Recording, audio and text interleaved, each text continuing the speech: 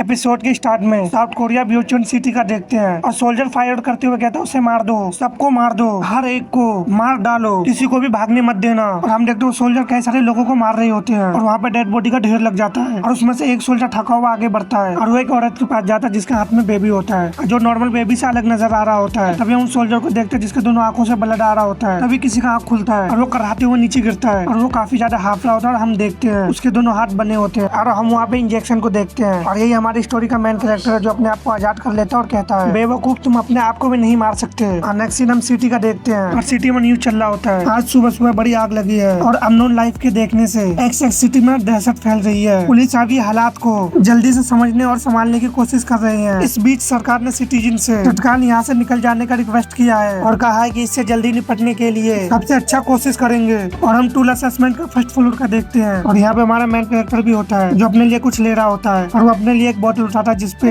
बेस्टर फिलूडिक लिखा होता है और तभी वहाँ पे लोग चिल्लाने लगते हैं और भागने लगते हैं। इससे मेन कैरेक्टर को कुछ समझ में नहीं आता और उसके सामने लोग चिल्लाते हुए भाग रहे होते हैं और तभी हम देखते हैं गोबलिन आके उस पर अटैक कर देता है और एक बंदा चिल्लाते हुए गोबलिन से बच के भागने लगता है। मेन कैरेक्टर अभी भी खामोश होता है। एक गोबलिन लड़की के पास पैर रखता है और हम 3 गोबलिन को देखते हैं उनमें से एक इंसान का हाथ खा रहा होता है। मेन कैरेक्टर गोबलिन को देख के कहता है आखिर ये क्या बकवास है, क्या मैं हेलुसिनेट कर रहा हूँ, चाहिए उन गोलियों को जैसे जो मैंने कल ली थी। और तभी तीनों गोबलिन आगे बढ़ते हैं और एक गोबलिन घुराते हुए मेन कैरेक्टर पर अटैक कर देता है लेकिन मेन कैरेक्टर उसके फेस पर जबरदस्त किक मारता है जिससे वो गोबलिन काफी ज्यादा कंफ्यूज होता है और जाके उन दोनों गोबलिन पे गिरता है और वो गोबलिन वहीं पे मर जाता है। 2 गोबलिन मेन कैरेक्टर के पीछे भी होते हैं। मेन कैरेक्टर कहता है सोचा जाए तो कल मैंने कोई दवाई नहीं ली थी, मैंने कल खुद को फांसी लगाने की कोशिश की, फिर ये क्या बात है। और चारों गोबलिन अटैक कर देते हैं। मेन कैरेक्टर उस पर अपना बोतल फेंक के मारता है जिसे गोबलिन को कुछ समझ में नहीं आता और तभी वो अपने पीछे वाले गोबलिन पे अपने पंच से अटैक कर देता है। एक गोबलिन घुराते हुए उस पर अटैक करता है लेकिन मेन कैरेक्टर उससे बचते हुए कहता है आखिर मेरे साथ ये क्या हो रहा है। और एक गोबलिन का हाथ पकड़कर उसी के वेपन से दूसरे गोबलिन पे अटैक कर देता है और कहता है क्या मैं सपना देख रहा हूँ और उन दोनों गोबलिन को उठाने लगता है। दूसरा दोनों गोबलिन अपने आप को संभालते हैं और तभी उन दोनों गोबलिन को भी गोबलिन पर देख मारता है। गोबलिन के ऊपर अपना पैर रखता है और एक नाइफ को निकालता है और कहता है मैंने काफी समय इस बात को सोचने में बिता दिया कि मरने का सबसे अच्छा तरीका क्या होगा, लेकिन ऐसा कोई तरीका नहीं है कि मैं ऐसे किसी बेवकूफ सपने में मारा जाऊं। और उन गोबलिन पे नाइफ से अटैक करता है और उनको एक एक करके मार देता है। फिर वहाँ से आगे बढ़ने लगता है और अपना हुडी की पेन को वहाँ से बाहर आता है और कहता है एक दिन दुनिया अचानक खत्म हो गई।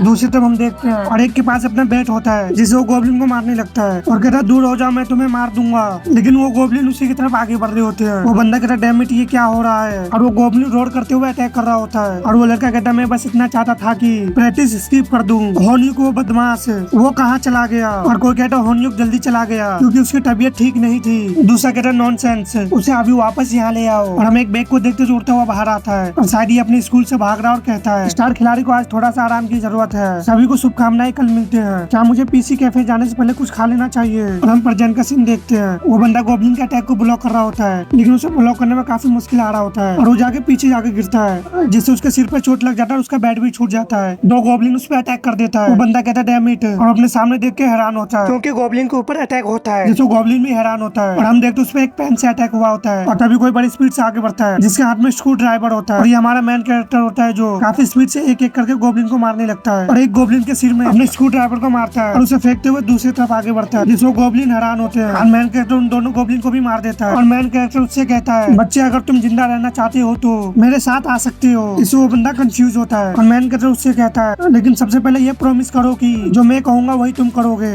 वो बंदा हैरानी से कहता है क्या। तभी वहाँ पे चिल्लाने का आवाज आता है जिससे मेन कैरेक्टर वहाँ से जाने लगता है। वो बंदा कहता है सर रुकिए और अपने बैट को देखते हुए कहता है वो मुझे अपने साथ आने को कहता है। फिर वो चला जाता है और अपने बैट को उठाते हुए कहता है डैम इट अगर मैं लड़ने जा रहा हूँ तो बेहतर होगा कि मैं इसे अपने साथ ले जाऊं। और हम एक खाली प्लेस को देखते हैं जहाँ पे मेन कैरेक्टर आके रुक जाता है और वहाँ पे वो बंदा आते हुए कहता है मेरे लिए रुको। और हम देखते हैं उसके सामने काफी बड़ा गोबलिन होता है जो काफी स्ट्रॉन्ग भी लग रहा होता है। उस गोबलिन के सामने एक बंदा होता है और हम देखते हैं वो बंदा काफी डरा हुआ होता है लेकिन वो अपने फैमिली को बचाने के लिए कहता है दूर हो जाओ, पीछे हटो, तुम मोस्टर हो। और शायद इसकी वाइफ है वो भी दर्द से कांप रही होती है। वो बंदा उस गोबलिन को देख के कहता है आखिर ये क्या बकवास है। तभी मेन कैरेक्टर उसके बैट को लेते हुए आगे बढ़ जाता है और उस बंदे के पास जो बैडमिंटन होता है वो वो भी टूट जाता है और वो गोब्लिन उस बंदे पे अटैक कर रहा होता है और हम देखते हैं मैन कैरेक्टर उसी की तरफ आगे बढ़ रहा होता है, जिसे वो गोब्लिन भी नोटिस कर लेता है। इससे मैन कैरेक्टर हैरान होता है, लेकिन मैन कैरेक्टर काफी स्पीड से उस गोब्लिन पे 2 बार अटैक कर देता है और अपने आप को संभालते हुए गोब्लिन के गर्दन में फिर से अटैक करता है और कहता है ऐसा लग रहा है जैसे मैं एक चट्टान पे अटैक कर रहा हूँ। और वो गोब्लिन बैट को अपने हाथ से पकड़ लेता है। उससे एमसी हैरान होता है, तभी गोब्लिन उस बैट को अपने हाथ से पिचका देता है और एमसी को अपने तरफ घिसते हुए उस पर अटैक कर रहा होता है। मैन कैरेक्टर अपने बैट को छोड़ते हुए गोब्लिन के पंच को डॉच कर लेता है और बैडमिंटन को टूटे हुए हिस्से को उठा लेता है और काफी स्पीड से गोब्लिन के हाथ पे अटैक करता है और फिर गोब्लिन के आंख पे अटैक कर देता है। इससे गोब्लिन दर्द से कराहने लगता है और मैन कैरेक्टर बैट को उठा लेता है और उससे अटैक करते हुए कहता है इसे खत्म करने का समय आ गया है। गोब्लिन अपना मुंह खोलता है और जबरदस्त रोर करता है, जिससे मैन कैरेक्टर वहीं पर रुक जाता है और उस रोर के कारण जो उससे कमजोर होते हैं वो सभी अपने जगह पे ही जम जाता है। और दूसरा बंदा कहता है ये मेरे साथ क्या हो रहा है, मैं हिल क्यों नहीं पा रहा। मैन कैरेक्टर भी अपने आप को हिलाने की कोशिश करता है, तभी वो गोब्लिन मैन कैरेक्टर पर अटैक कर देता है, जिससे मैन कैरेक्टर चिल्लाता है और उसके अटैक को अपने बैट से ब्लॉक करता है। लेकिन उस पंच के फोर्स से वहाँ पर एक सामान से जाके टकराता है, जहाँ पे मैन कैरेक्टर टकराता है वहाँ से धूल निकलने लगता है। दूसरा बंदा डर से कांप रहा होता है। अब गोब्लिन उसे ही देखता है और अपने आंख से उस बैडमिंटन को निकालता है और वो बंदा कहता है मुझे प्रैक्टिस नहीं छोड़ना चाहिए था।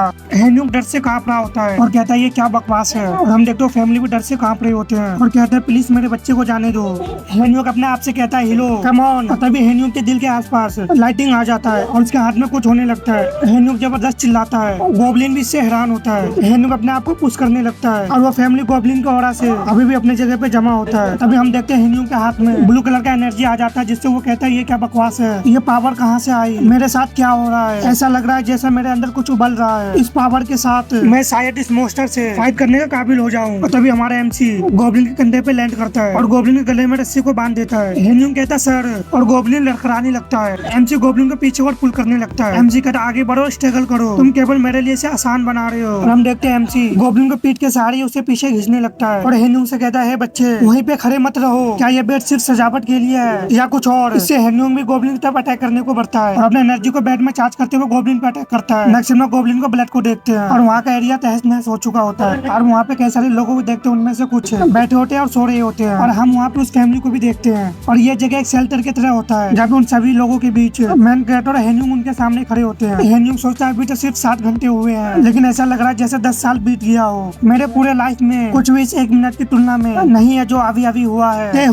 किम ये उसका नाम है और ये हमारा मैन कैरेक्टर का नाम है। हेन्यूक सोचता है मैं उत्सुक हूँ कि इसकी स्टोरी क्या है। अब मैं थोड़ा इसके क्लोज महसूस करता हूँ, लेकिन अभी भी उस तक पहुँचना मेरे लिए मुश्किल है। मुझे ये भी पता है कि उसे कॉफी पसंद है, मैं सिर्फ उसका नाम ही जानता हूँ और इतना अंदाजा है कि उसकी जिंदगी शायद आम लोगों जैसी नहीं रही होगी। जैसा कि ज्यादातर लोग उसे देखकर समझ सकते हैं कि करीब 100 लोग जिंदा बचे हैं। मैंने इससे कहीं ज्यादा डेड बॉडी देखी है, लेकिन अगर वो ना होता तो आज जितने लोग बचे हैं उसका 10वां हिस्सा भी नहीं बचता। वही अकेला इंसान था जो इस सारी पागल वाली हरात से डरा हुआ नहीं था। उसने बिना डरे मॉन्स्टर को मारा और लोगों को सेफ प्लेस तक पहुँचाया। किसी को भी नहीं पता था कि ये क्या हो रहा है। वो अकेला ऐसा इंसान था जो जानता था कि ये क्या हो रहा है। पूरी सिचुएशन और इस दौरान हमें जो बात पता चली है हमें इसका कोई भी मतलब समझ में नहीं आया। किम कहता है अपना ग्लव्स उतारो। हेन्यूक अपने हाथ को देख के कहता है मुझे क्या हुआ और हेन्यूक बताता है वो और हम एक तरह से खास हो गए। ऐसा लगा जैसे हमारे अंदर कुछ अवेकिंग हो गया। हम जैसे लोग बहुत ज्यादा नहीं है, इसलिए कंफर्म संख्या बताना मुश्किल है, लेकिन मैं कहूँगा कि लगभग 4 या 5% लोग हमारे जैसे हैं। किम कहता है जिन नई चीजों से हमारा सामना हो रहा है उनके लिए कुछ नाम सोचो, छोटा और समझने में आसानी होना चाहिए। मुझे शब्दों की समझ ज्यादा नहीं है, हमें यह पक्का करना होगा कि बातचीत जल्दी और आसानी से हो सके। हेन्यूक कहता है यस सर। हेन्यूक सोचता है इस अजीब ताकत का कारण अवेकिंग है। मैंने जितना सोचा था उससे कहीं ज्यादा जल्दी मुझे इसकी आदत पड़ गई। इस पावर के साथ तो मैं आराम से मेजर लीग में खेल सकता हूँ। और हैरानी की बात यह है कि किसी वजह से हम अपने या मॉन्स्टर की स्टेट्स फोन से स्कैन कर सकते हैं। मेरे पास टेलीकिनेसिस और मैजिक रजिस्ट्रेक्शन नहीं है और उन दोनों के स्टेट्स को देखते हैं। और किम का basic skill physical state 19, stamina 21 होता है और special skill vigor F rank, mana F rank, telekinesis A rank, physical defense S rank, magic resistance F rank. Acquired skill एक भी नहीं होता।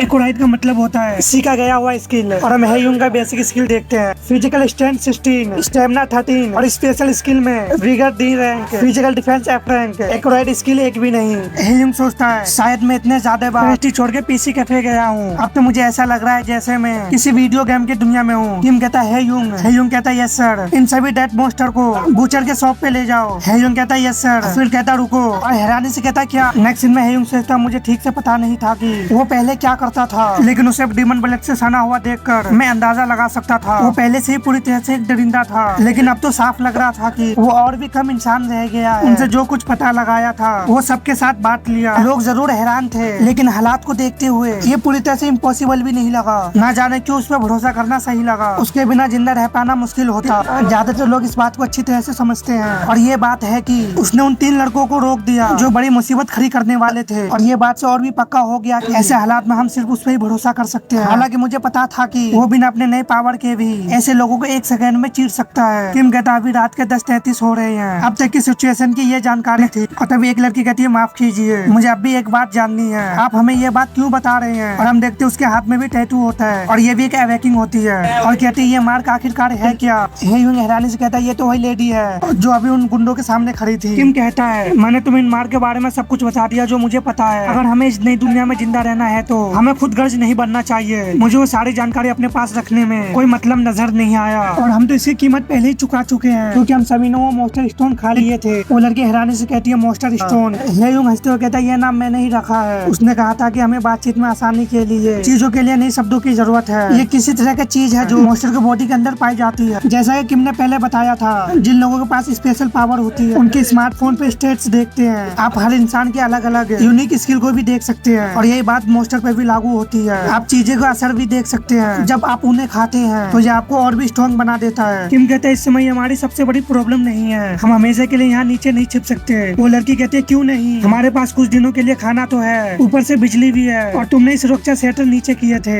मुझे यकीन है कि रेस्क्यू टीम जल्दी यहाँ आ जाएगी। किम कहता हम यहाँ थोड़ी देर आराम करने के लिए रुके हैं, ज्यादा देर रुकना खतरनाक हो सकता है और कोई हमें बचाने नहीं आ रहा। बाहर की हालत भी ज्यादा अलग नहीं है। वो लड़की कहती तुम इतना यकीन के साथ कैसे कह सकते हो, तुम भी तो पूरे समय यहाँ नीचे रहे हो। किम कहता है इसे शुरू में 6 घंटे से ज्यादा हो गया, लेकिन बाहर से एक भी इंसान यहाँ नीचे नहीं आया, या यूँ कहें कि शायद वो नीचे नहीं आ सके। और वैसे भी ना तो कोई मोबाइल काम कर रहा है और ना ही कोई और कम्युनिकेशन डिवाइस। अभी के लिए हमें आगे बढ़ना चाहिए, हम सबवे स्टेशन से बाहर जाएंगे क्योंकि वो सभी आसपास जुड़े हुए हैं। वो लड़की हैरानी से कहती है क्या वो चीज अचानक कहाँ से आ गई, कुछ तो बिल्कुल अनएक्सपेक्टेड प्लेस से निकले। किम कहता है अगर वो मेन डोर से आए होते तो हम उन्हें जरूर देख लेते, हमें जल्द से जल्द आगे बढ़ना हो। और वो लड़की बहस करते हुए कहती है मेरी बात सुनो, लोग थक चुके हैं, ये बच्चे और बुजुर्ग है और बहुत सारे घायल लोग भी है। तभी किम हैरान होता है और चिल्लाते हुए कहते हैं एंट्री से दूर हट जाओ। तभी वहाँ पे धमाका होता है जिससे कई सारे लोग घायल हो जाते हैं। किम और ह्यूंग हैरान होते हैं और हम वहाँ पे एक मोस्टर को देखते जो सुपरमैन के डूम्सडे की तरह लग रहा होता है। वो घुराते हुए लोगों को देखता है। किम कहता अब तक हमने जिसका भी सामना किया है वो इसकी तुलना में कुछ भी नहीं, और वो लोगों को गाजर मूली की तरह मार रहा होता है। तभी किंग अपना टेलीकिनेसिस पावर का यूज करता है। मोस्टर इससे हैरान होता है और हम देखते हैं मोस्टर दीवार से जाकर टकराता है। किम उसे पुश करने लगता है और कहता है लेकिन मैं भी बदल गया हूँ, अच्छा समय है मोस्टर, तुम मेरे नई पावर के लिए एकदम सही रहोगे।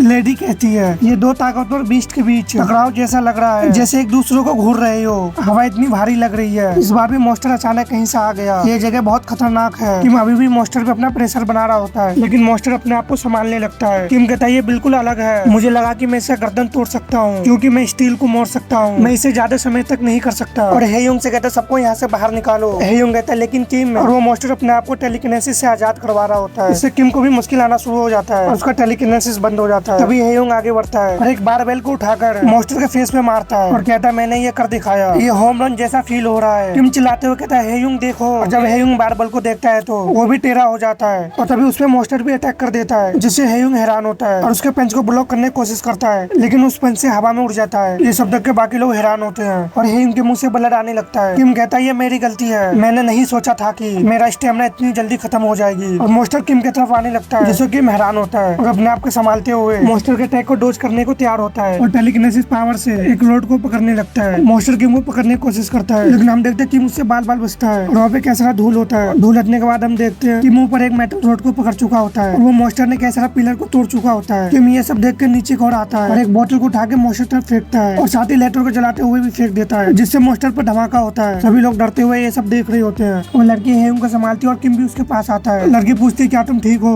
किम कहता है ह्यूंग क्या तुम चल सकते हो। ह्यूंग कहता है हाँ मुझे लगता है। लड़की कहती है अजीब बात है, मुझे चिंता था कि कहीं तुम्हारा पसलियां तुम्हारे फेफड़े में ना घुस गई हो, ऐसा लगता है कि मैं गलत हूँ। किम कहता है ये जख्म अभी भी काफी गंभीर है, लेकिन तुम काफी तेजी से रिकवर हो रहे हो, लगता है पहले मेरी फास्ट रिकवरी भी कोई इत्तेफाक नहीं थी। लड़की कहती क्या तुम ठीक हो, क्या तुम चल फिर सकते हो, कैसे। ह्यूंग कहता है 1 मिनट पहले मुझे बहुत बुरा लग रहा था, लेकिन अब मैं सरप्राइज रूप से ठीक महसूस कर रहा हूँ। किम कहता है रुको, अगर तुम कम से कम चल सकते हो फिर बातें बाकी के लिए बचा के रखो। रखो। हे यूंग सब लोग यहाँ से निकल जाओ, ये जगह खतरनाक है। शोनमी क्या तुम ड्राइव कर सकती हो? शोनमी हैरानी से कहती है क्या? और फिर कहती है हाँ। किम कहता ठीक है बाहर जाओ, सबसे बड़ी गाड़ी ढूंढो और वहीं पे वेट करो और जल्दी करो, मुझे भी कुछ काम करना है। और वो मॉन्स्टर दीवार को तोड़ते हुए बाहर आता है। किम कहता है बस वहीं खड़े मत रहो, आगे बढ़ो। मॉन्स्टर को देखो सभी बंदे डरने लगते हैं क्योंकि मॉन्स्टर घुरा के उन्हें देख रहा होता है। किम कहता मैं यहाँ आते देखा। शोनमी हेयुंग जा रहे होते हैं। हेयुंग कहता डैम इट किम, और सभी लोग भी उनके साथ जाने लगते हैं। हेयुंग कहता किम, तभी वहाँ पे दो गोबलिन अटैक कर देते हैं। हेयुंग दोनों गोबलिन पे एक साथ हमला करता है और कहता चुप हो जाओ तुम पागल हो, और कहता वहाँ से बाहर निकलो। सभी लोग एक एक करके उधर जाने लगते हैं और हम मॉन्स्टर को देखते हैं जो पंच मारता है। किम भी इसके लिए पूरी तरह से तैयार होता है और अपने वेपन से उसके पंच को रोकता है। मॉन्स्टर का पंच जाके जमीन पे लगता है और हम उसके शरीर से ब्लड को भी देखते हैं। किम कहता है ये कितना कुछ ले सकता है, क्योंकि हम वहाँ पे कई सारे वेपन को टूटा हुआ देख सकते हैं। मॉन्स्टर घुर्राता है और किम पे अटैक करने को आगे बढ़ता है। किम कहता है ये ज्यादा समय तक नहीं चलना चाहिए।